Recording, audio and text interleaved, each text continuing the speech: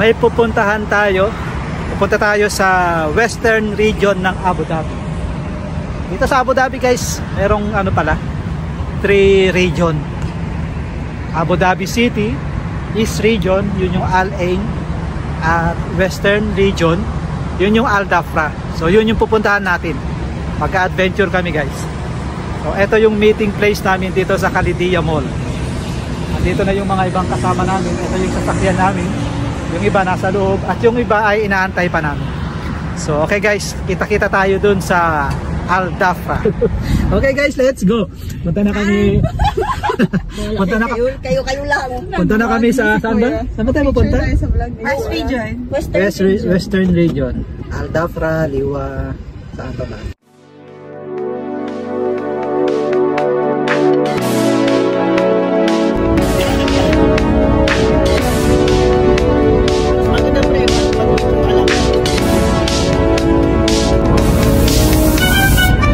Mainit dala-dala tayo ng jacket pero mamaya malamig na yan, di ba?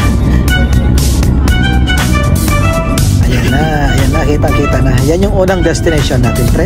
Yung unang fort na pupuntahan natin. Ayan, welcome guys. Nasa gitna kami ng desierto, tapos ito yung madadatnan mo, isang napakagandang fort dito sa Al Dhafra region. Ito yung Al Dhafra Fort dito sa Western Region or Al Dhafra Region, di ba? Ayan, dito na kami.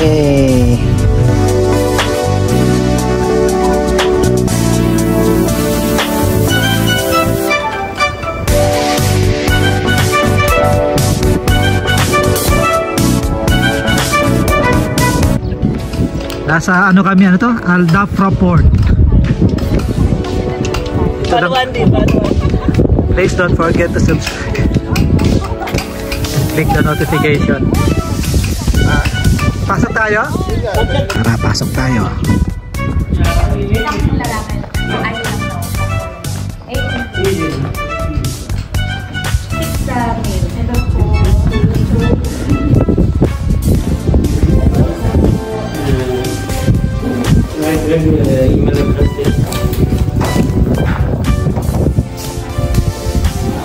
Okay, let's go. Wow, grabe, amazing.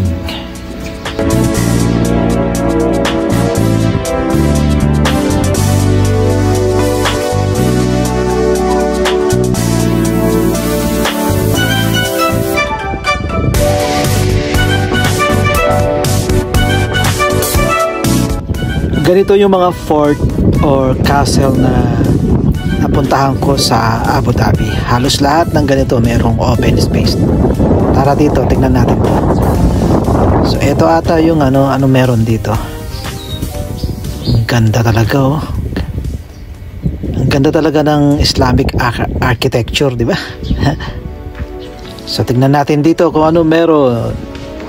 Oh, sa ano to, sa likod. Ayan. Nasa likod.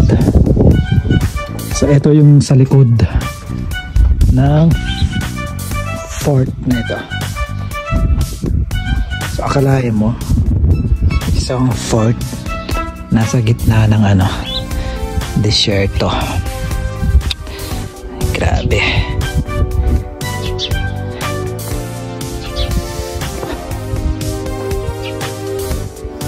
Tara, balik na tayo. Baka biglang magsara itong pintuan na to. Masarahan pa tayo. Grabe yung pintuan, may tusok-tusok. 5 bedrooms.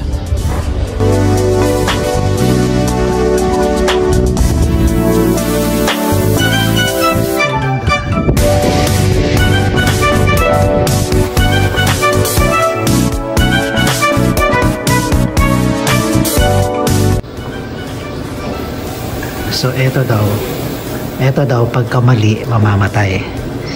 Ayan, so kailangan tama yung ayan, so tama siya. So anong ibon to? Camouflage desert. Ayan. So ito yung mga wildlife, preserving wildlife, gazelles. So meron rooms dito na panorama of Al Dhafra. Since the 1960s, Al Dhafra Oil Reserve has been of vital economic importance to the whole nation.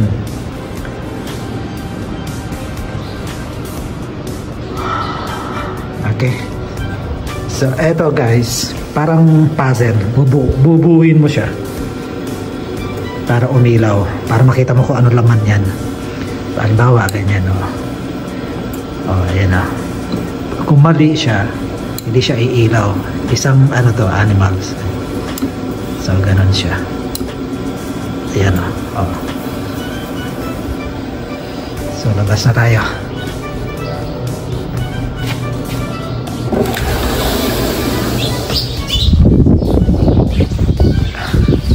Check natin itong isang rooms pa. Nasaan na kaya sila?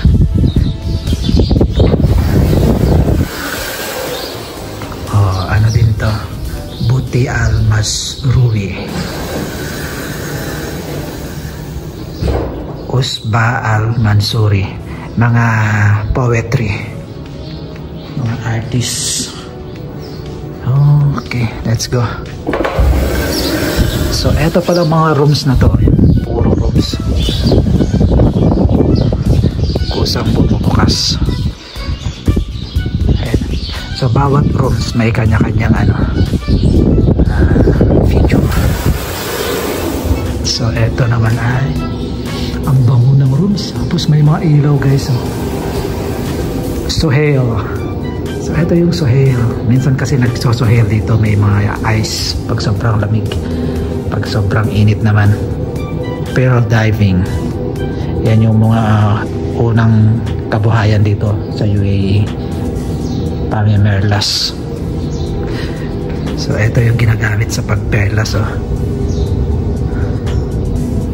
Oyster shackling knife. Okay, saan tayo?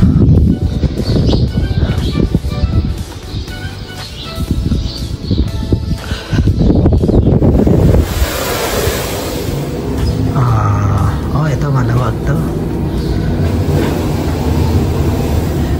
Traditional crafts ng Al Dhafra. Ayan na. Life on the land.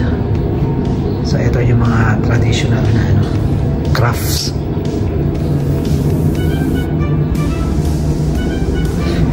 May pintuan ba dun? Meron. Pwede lumabas dito. So, ganito yung makikita. Families and tribes naman ito.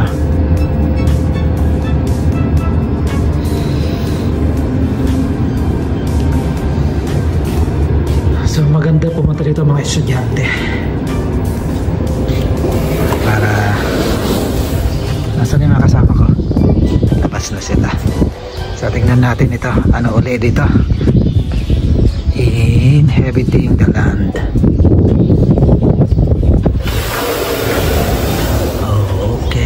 So ito yung modern settlements, Al Dhafra inhabitants through time.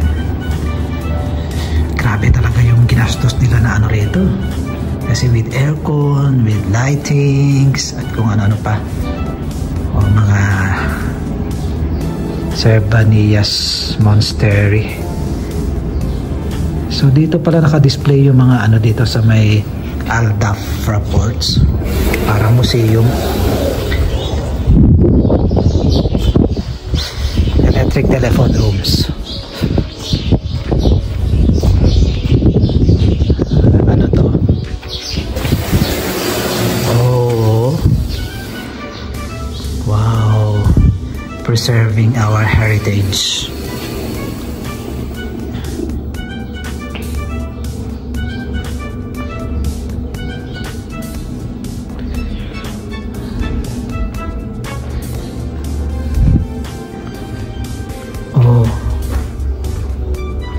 So pwedeng umakyat dito. Ganda sa taas. Ito siya guys. Ito yung model of Mugab Tower. So ito yung model ng Mugab Tower. Saan kaya ito? Grabe ganito talaga yung mga nasa desierto. So ano naman to? Cross section of Watchtower. Cross section of Watchtower. So ganito siya pag ganyan siya. Doon bukas na yun, Watchtower. So ito yung Watchtower. Ito yung nakikita na may bandila. Ayan. Yan pala siya. Ito siya. Yung kinalalagyan natin. Parang ito siya guys. Ito. Okay, let's go. Wala na yung mga kasama ko. Sarararara.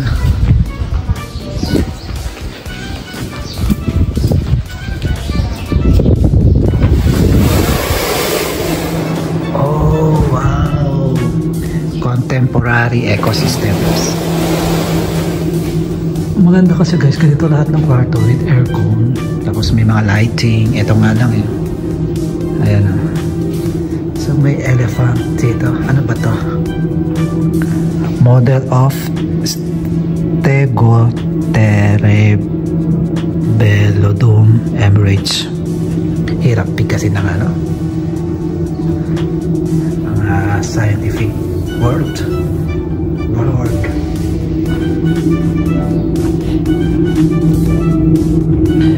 Fossils clams.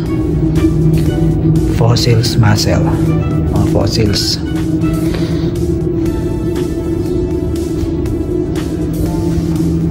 Mga fossils naman dito. Fossils crocodile teeth and caprolites. Fossils catfish spine. Fossils turtle carapace. Labas na tayo.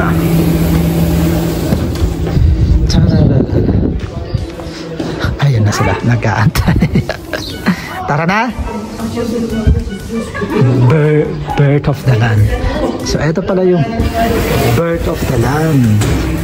So ito yung birth of the land. So actually ito yung unang door. Nag-start lang ako sa sa last salt column. Ano to? Sabka sample. Ano yung sabka? Sabka is a type of salt formation. So ayun, sabka pala. Salt formation to. Oases in Al Dhafra are created in the desert in places where groundwater comes close to the surface. Here, people can dig well, settle, and farm. Okay, so Al Dhafra talaga pala yung the land of Al Dhafra. Ayan ito ang Al Dhafra Ano naman to? Sabka layers. Salt formation siya. Okay guys, labas na tayo. Kasama na kasama natin. So ito yung first room. Let's go. Say hi to the vlog.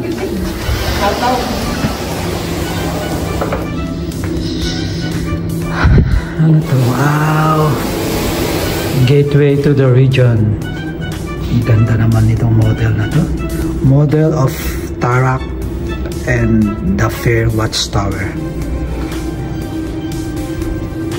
Oh, ito ang ganda. Oh. Model of Mezazra Fort. Grabe, ang ganda. Ito yung mga unang pamumuhay dito sa Abu Dhabi, sa UAE. Ayan Hussein Al Dhafra, Hizen, Dhafir, Mezaira. Ang daming fort. Yabana. Grabe, dami. Ayan guys, ito yung mga Abu Dhabi. So Nandito tayo sa Al-Daf Fort. So yun yung Al-Ain. Al-Ain, ito yung East Region.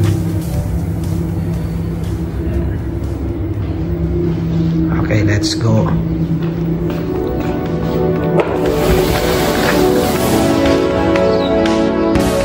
Al-Daf Fort. Okay guys.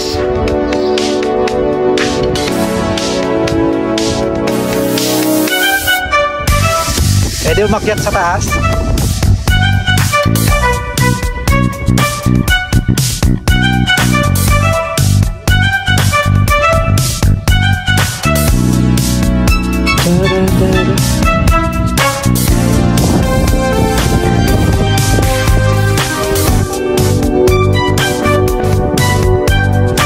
May hagdanan dyan.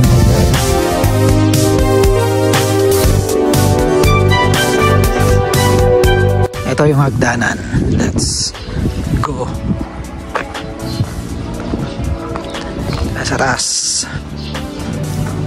Ayan yung hagdanan papunta dun sa taas. Tapos may hagdanan din dun sa dulo.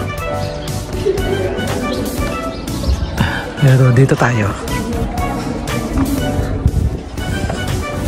Tararara. Layo. So 2 oras na kami.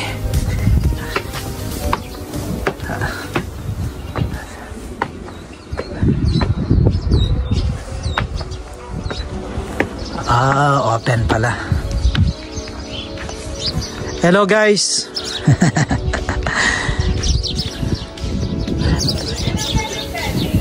Ang ganda dito sa taas.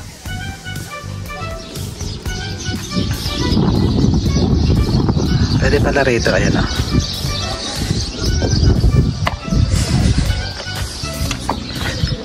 Yung mga lumang, pag ganito ang pintuan mo, safe na safe ka na. So maganda rito.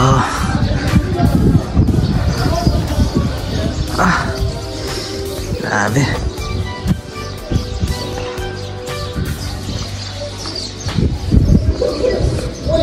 So ito yung Al-Dhafra Fort.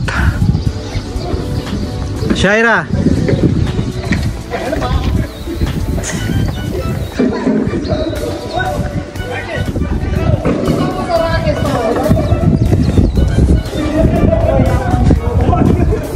Parang ano to? Ginagawang tourist area siguro.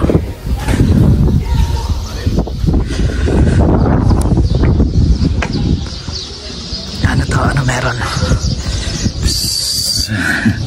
Sa baba yung pinatahan natin kanina.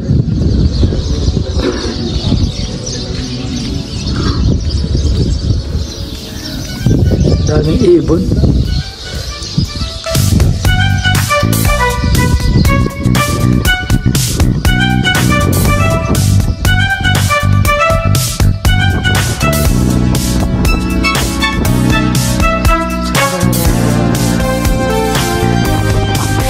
Andito na kami sa labas.